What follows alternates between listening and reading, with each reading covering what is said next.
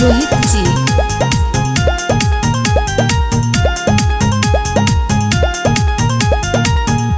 कि फगुआ में ये पिया कहाँ रही गइल तू।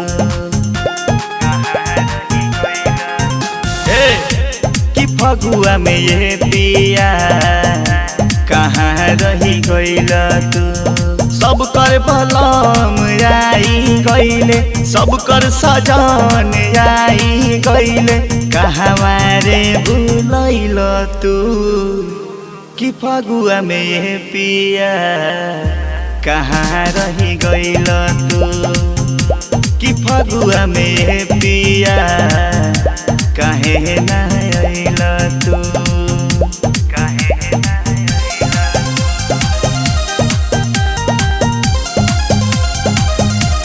म्यूजिक बाय रोहित जी।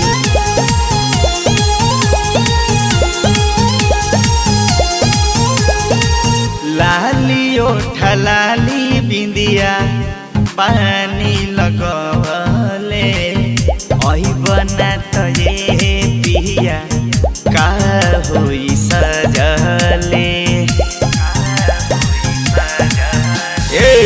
लाली ओठा लाली बिंदिया पानी लगवले, का होई ये पिया तोहरा बिना सजले। कि कवना सवतिया पे जाके भइल तू। फगुआ में ये पिया काहे ना आइल तू।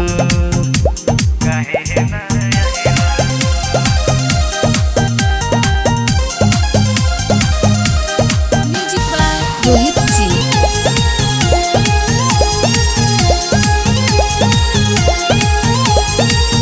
हर राजधानी पिया चली ना बहाना। होली में देवरा ना तो कदी करना।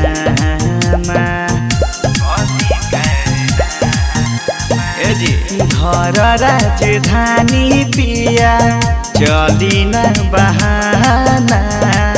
होली में देवरा ना तो कदी करना। मुकेशवा देवरवा के आके समझावा तू। कि होली में ये पिया कबले आइब तू। बोली ना